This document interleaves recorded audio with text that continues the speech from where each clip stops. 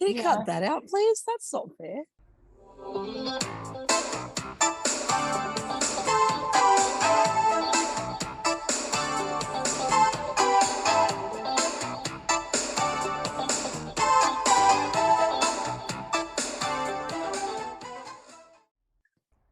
Hello, leavers and believers. Welcome back to another episode of Leaving Hillsong.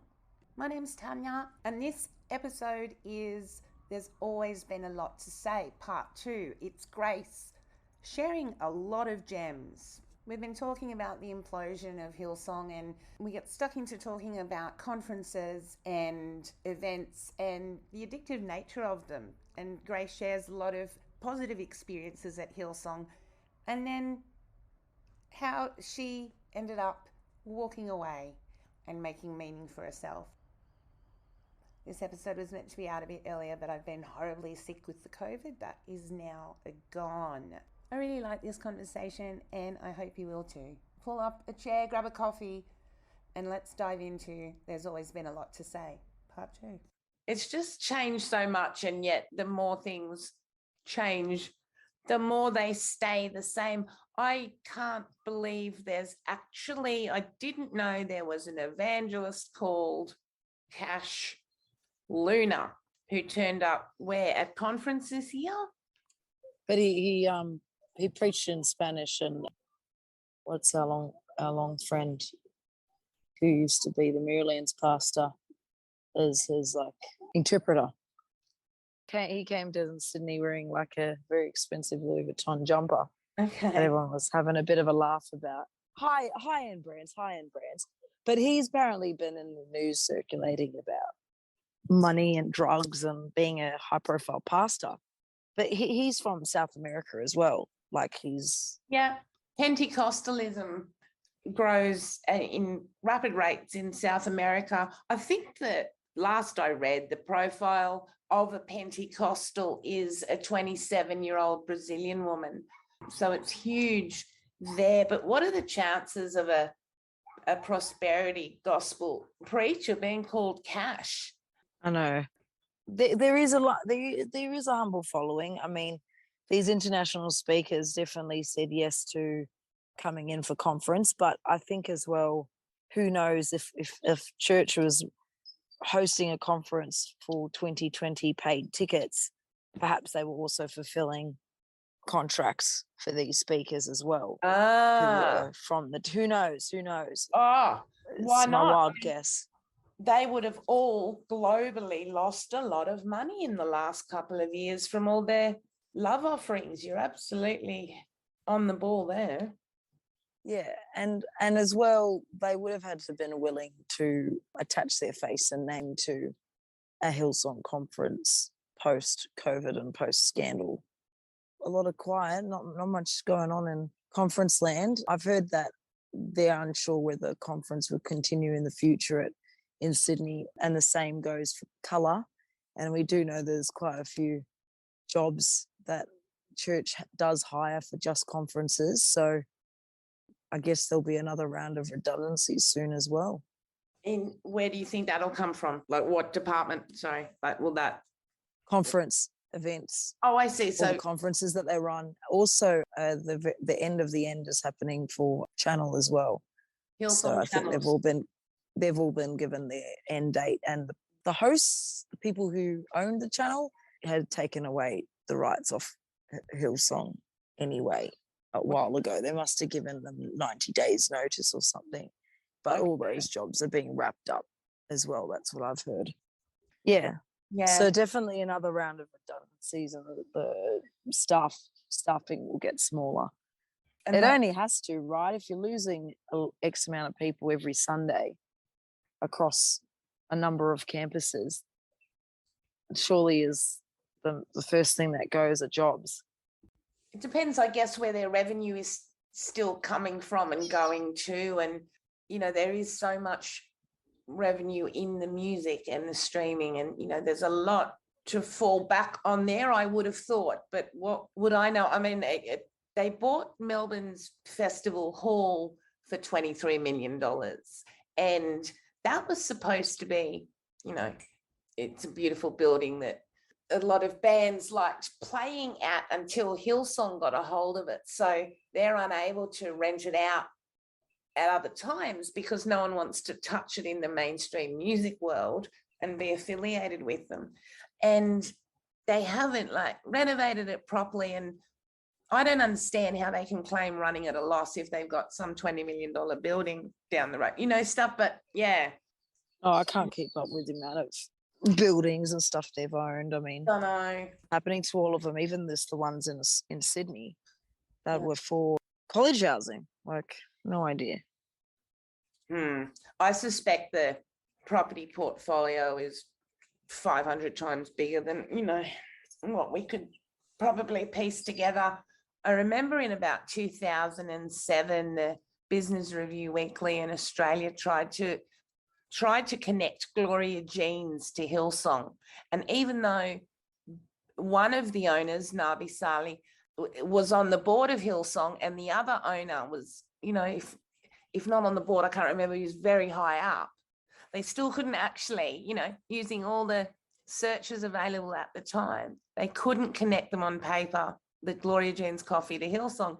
I mean, the one time I turned up to Colour Your World, there were 5 Gloria Jeans coffee stalls in the car park.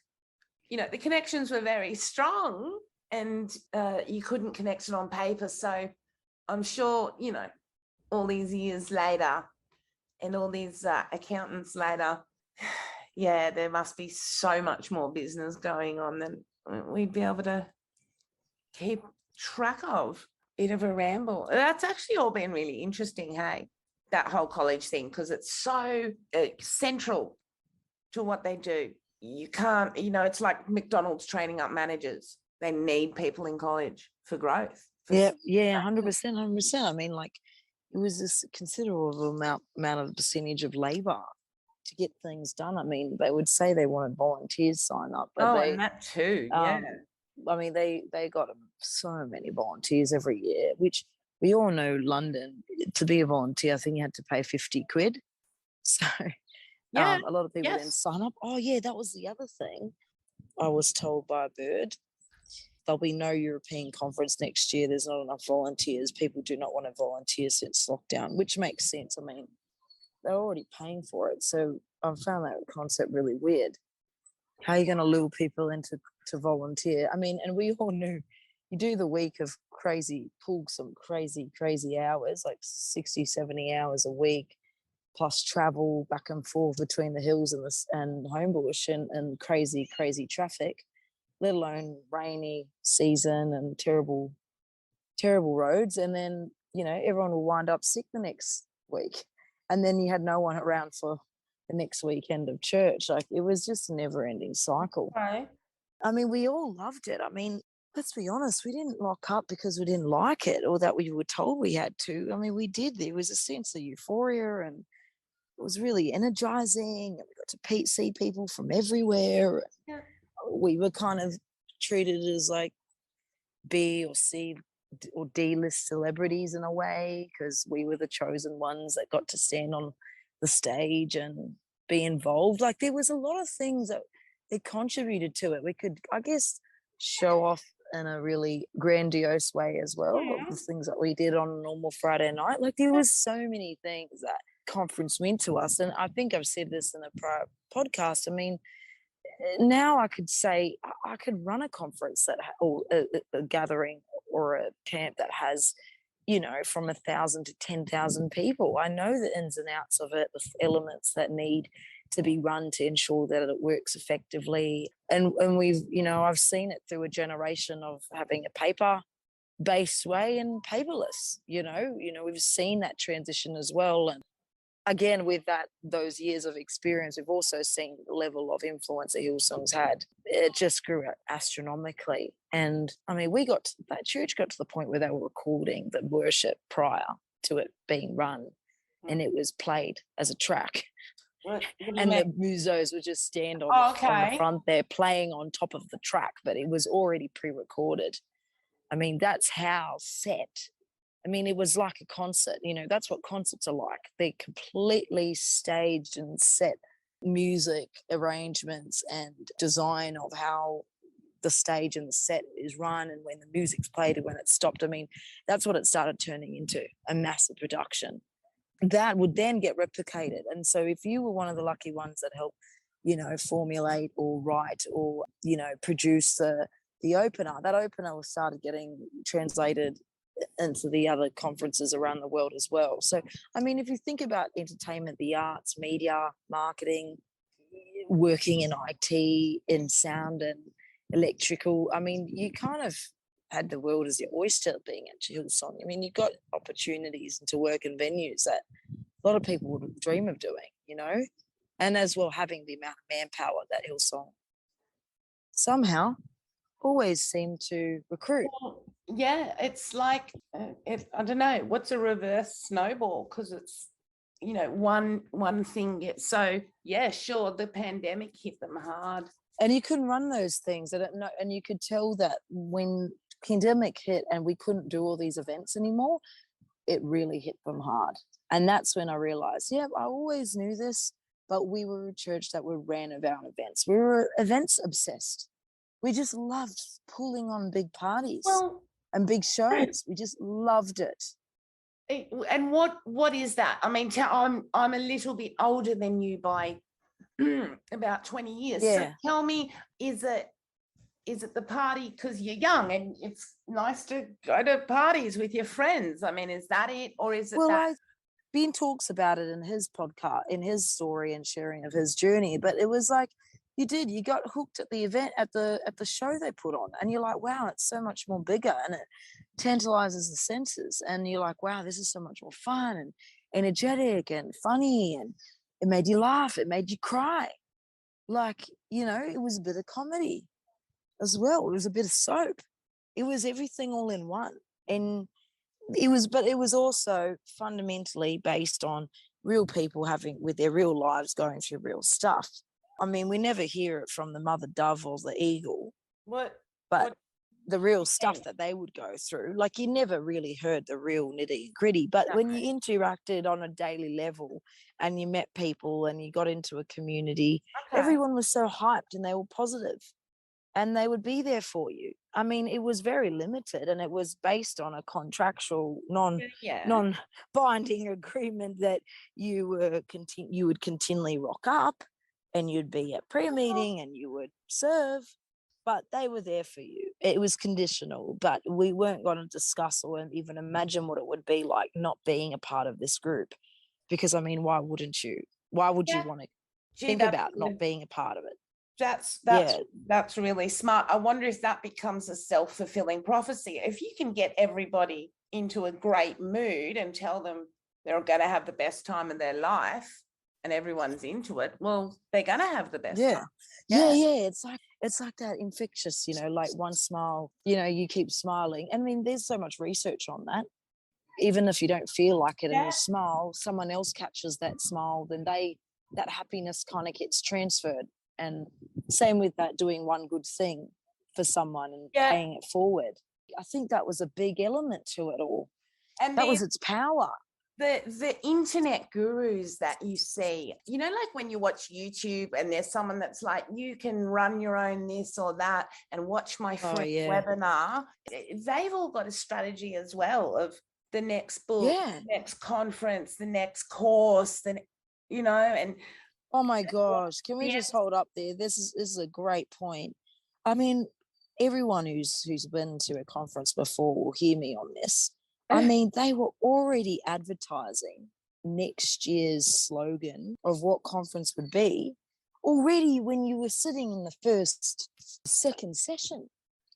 I mean, they were ahead of the game. Yep. And the minute you finish the one conference, early bird for next year.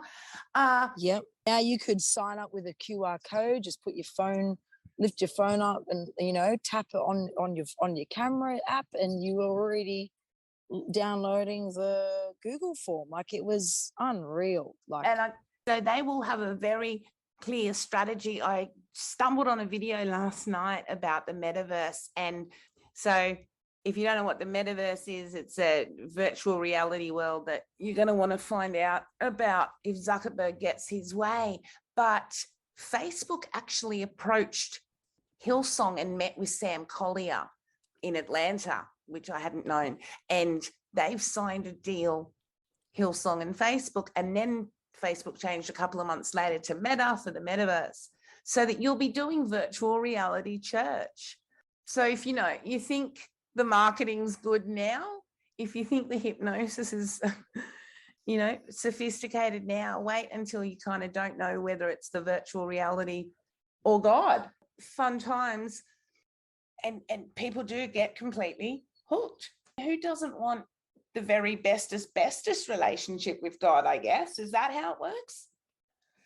I mean, I don't want you to go to a conference and I didn't go, and then what? You're closer to God than me? Is that a thing? Oh, you were definitely like, why aren't you coming? You should be registered, blah, blah, blah. But then, like, what I would always laugh and I'd always argue is, did anyone notice I wasn't there? And the week after, when the conference is over, everyone had forgotten about it. And now we were talking about what was next in the calendar and about pumping that event up. The thing about you is you seem to know an awful lot. And as I've told the gang before, like, we've met, you're real, I've seen you, you're not some kind of weird catfish situation going on here, but you haven't told me everything, because we can't, I guess, people can tell we don't keep quiet for long enough, and we were going to do the whole Grace story this week, and we got a bit distracted. What hits me so strongly about you is that you're obviously well connected with people in the organization. You've got friends in and out and all over the place, and family, I'm guessing, mixed in there. And yet you're sitting here or there, you're sitting there and speaking quite freely. And yet, I just concluded an article on people leaving and the levels of trauma that keep them so quiet. And I commend you. You're an absolute diamond or a unicorn. And there's no great answers this minute, but there's something very different with what you're going through that, you're going to have to tell us about. Is it time for Grace's story? I mean, what's I mean, we could do a little teaser before we jump in. Yeah. Tell me about you. So are you going to give us a couple of hints? Tell us something. I think to answer that question in short, like, just as my reaction immediately to hearing what you have just said, there's no prep at all with this and did not read this question beforehand. I think one of the things that I have been doing is critically reflect. And I think in and out of church. So like when I have been involved in there and reflecting on critically, so actually thinking about what has been good, what has been bad, what have I contributed, how does this affect me? When I've had a negative reaction to why the hell did they say that or write this, I think about what was my feelings towards what I've just read, what has it touched on, what sore points has it touched on for me, has it crossed my values or my beliefs in certain things, do I agree with it, do I not? Also thinking with more perspective, I wonder what they're thinking or feeling when they are writing X, Y, and Z. So you're actually taking a step back and trying to think about what's going on for you and what is going on for them, and trying to examine both things and how they're interacting with each other. So, I mean, that's a real theoretical way to explain what critically thinking is. But I mean, if people just understand the basic notion of self-reflection and why did I do this and why did I do this? I mean, sometimes it takes taking a step back for a considerable amount of time. Yeah. And actively engaging and reflecting and debriefing and talking with people who you feel safe with about all the stuff that's been going on. I mean, it's just been going on for years. It hasn't just started now. I mean, like yourself, Tanya, you've had your own experience. I mean, your whole book, originally written was your own critical reflection in certain ways. And, it's been going on between prior to the book, after the book, and now we're looking at 15 years later. There's a lot of time and space between where people's lives have been impacted in a number of ways. I think for me, I've definitely been thinking about it a lot. I was always a kid who just questioned a lot of things, but questioned and also tried to seek right answers. It wasn't just like, oh, stuff this, I hate it. I was like, what is actually going on here, and why do I believe this stuff, and why have I been told a certain way?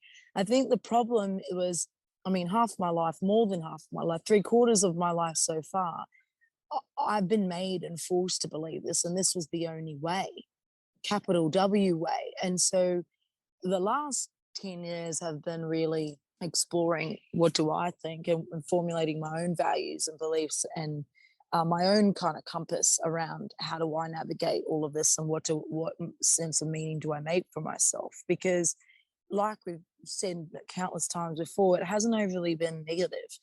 However, the low level of control and manipulation and coerciveness turned into big kind of versions of it over the years, and you became an employee without being an employee. And the amount of hours you did outside of your real life, your family, your friends, your relationships, they all suffered.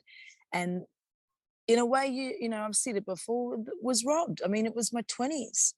The 20s when I should have been going through a whole range of age development stages that I've really, I guess in some ways, I haven't gotten on the bike till way late in my 20s. And now I'm trying to catch up with the rest of society, trying to move on with my life, with career, and finding a partner and settling down and all these things. All these big question marks, which, Christianity and Hillsong and that environment had a lot to say about those areas and the way that you should be. So, capital W way, church had a lot to say about who were you to marry, how would your life trajectory look like, and what would that timeline be?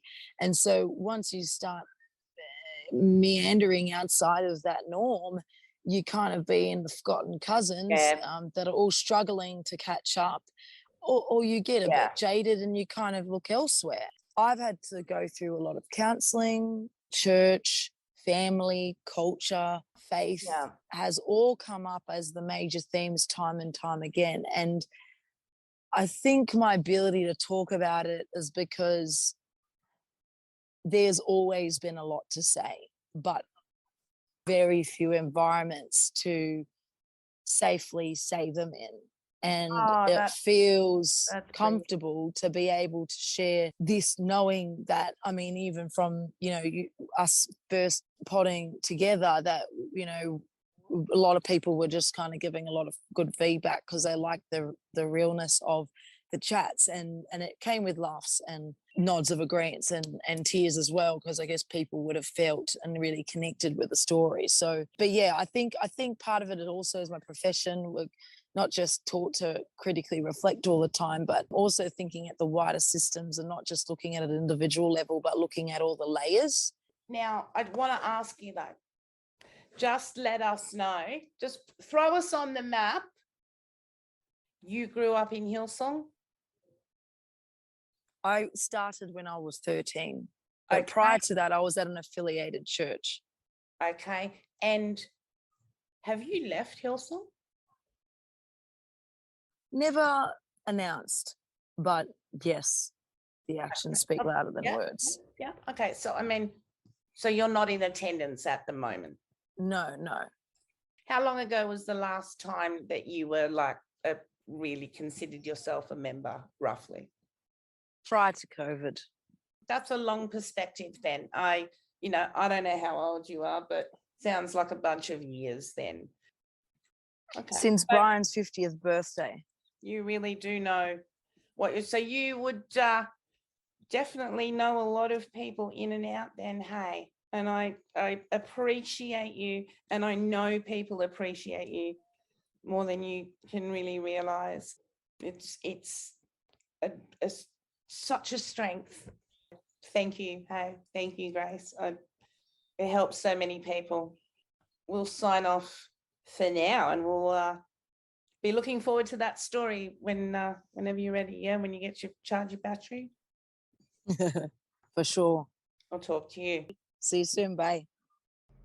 Don't you just love Grace? And could you just sense the intensity of answering a question, have you left Hillsong? It's incredible. And you can tell it almost feels like blasphemy, and that's because they've done such a good job of intermingling church and God and Hillsong. It's just incredible. And I really applaud Grace and can't wait for her to tell us the rest, because spending your 20s and teens in Hillsong would be particularly interesting. And now this concept of the forgotten cousins is just, there's a lot there. I hope you liked today's episode. Please send in content suggestions if there's something you want to talk about or have talked about. If you want to share your story, please send us a message.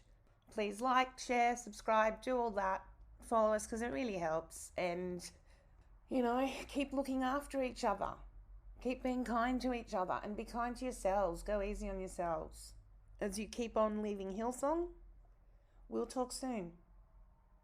Bye.